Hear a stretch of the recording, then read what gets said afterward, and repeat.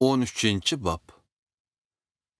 O günde Musa peygamber arqılıq çürülgen Tevrat'taki yazımlar cemaatke okuldu.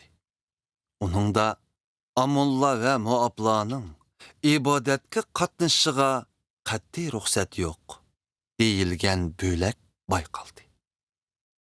Çünkü burun ular İsraillar Mısır'dan çıkan vakitte ulanı ozuq-tülük ve su bilen teminlemey, eksiçe İsraillığa lanet okuş üçün Bilam'ını yallığan idi. Amma Xudayimiz bu lannetni bəxtki aylandırgan idi. Cemaat Tevrat kanununu anlığan haman arılaşma ırıqlarını cemaat arasıdan çıqırıvetdi. Bunundan burun ruhani Elyashib ibadetxanının ambarlarını başquruşqa teyinlengen idi.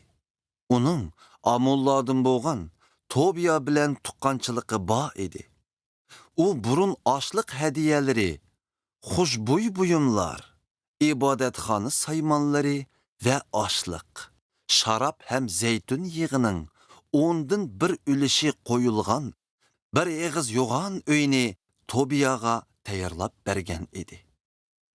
Bu nersiler emir boyunca munacatçılar, dervaziveller ve başka lavilarga berildiğan bolup, ulanın arasındaki bazı ülüşleri ruhanilaga beriletti. Bu işler yüz bergende men Yerusalim'da emes idim.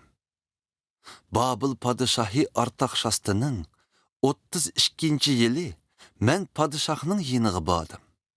Keyin men qaytış üçün onun ruhsatını sordum. Men Yerusalim'e yetip kelgende Elyashib'nin Tobiyaga ibadetxanı hoylısıdın bir eğiz öyünü acırtıp begen rezillikini bayqıdım. Men bek açıqlanıp Tobiyanın barlıq bisatını o öyden açıqıp taşladım. Men ruhanilağa bu öyləni murasım boyunca paklaşını hem de ibadetxanı saymanları, sunulgan açlıq hediyeleri ve xuşbuy buyumlarını o öyge qaytırıp ekirişini buyurdum. Men, yani lavilanın kündülük teminat ozuqlıqını bermegenligini bayqıdım. Şuna Xudanın hizmetide boludğan munacatçılar bilen başka lavilar itizlarga işleşki ketken idi. Şunun bilen men emeldarlarını eyiplep, nemi üçün ibadetxanı hizmeti nəzirinlardan taşlanıp kaldı, dedim. Men yani munacatçılar ve başka lavilarını çağırıp, özüge tegişli hizmetlerini qaytadan kıldırdım. Yahudiyadaki barlı xalq yani bir qitim açlıq, şarap, hem zeytun yığının ondan bir ülüşünü ibadetxanı ambarlarıga elip kelişke başladı. Men ruhani Şelemiya, Pütükçi Zadok ve laviladın boğan Pidayani ambarlağa mesul kıldım. Men yani Mattaniyanın nevrisi hem Zakkur'nun oğlu Hananni ulağa yardımcı kıldım. Bular işençlik adamlar bolup, hizmetdaşları lavilağa adillik bilen taksim kılışqa mesul idi. Ey Xuda, bu yaxşı işni səmingdə tutqaysan, hem de sadaqatmenlik bilen ibadetxanıga ve onun hizmetlerine kılgallarımni unutup kalmagaysan. O günlerde men bazı Yahudilarının dem iliş günüde üzüm yancıvatqallıqını ködüm. Adamlarının yani açlıq elip kelivatqallıqını ve işeklerine artıvatqallıqını ködüm. Ular dem iliş günüde üzüm, encür, şarap ve her xil məhsulatlarını Yerusalim'e elip kelivatatdı. Şunun bilen men ulanı bu günde məhsulatlarını satmaslıqıga agahlandırdım. Yerusalim'de turgan Tir şehridin kegelle beylik ve her xil tavarlarını elip kelip, dem iliş günüde Yahudiyeliklerge seytivatatdı. hatto Yerusalimdimi shundoq qilyotadi. Shuning bilan men Yahudiylarning jamoat arboblarini ayyiblab mundoq dedim. Nima uchun bundoq razillik bilan dam elish kunini bulg'aysizlar?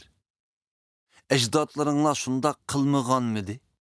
Shuning bilan Xudoyimiz bu baloyi ofatni bizga va bu shaharga yog'dirgan edi.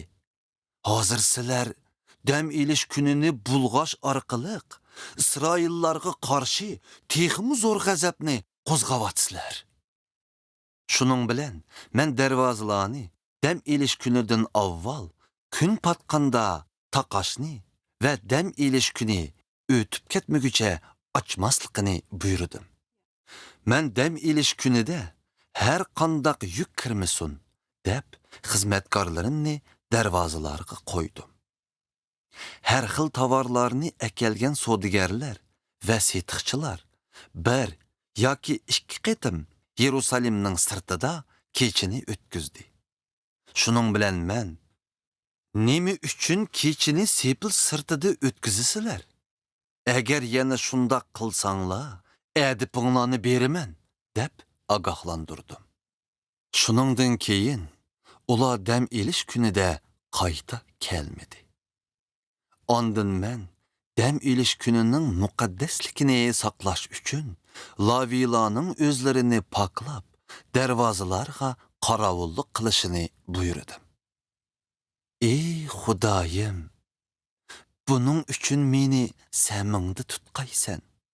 Hamda yuksak mangulik mehr muhabbating bilan menga rahim shafqat ko'rsatgaysan. Shu kunlarda men Ashdod, Ammon va Moablardan o'ylangan ba'zi Yahudiylarni ko'rdim.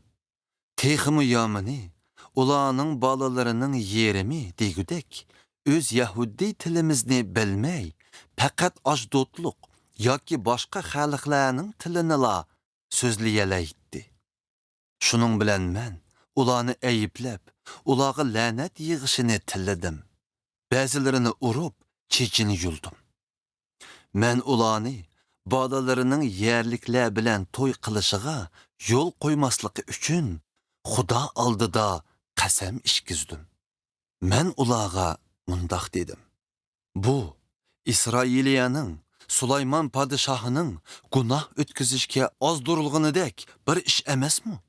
Har qanday millatdan uningga selishtirg'idek podshoh bo'lmagan. Xudo uningga mehr muhabbat ko'rsatib, uni Isroillarning podshohi qilib tiklagan. Biroq shundoq bo'lsa-mu, u yot millatlardan bo'lgan ayollarning ozdirishi bilan gunoh o'tkazgan.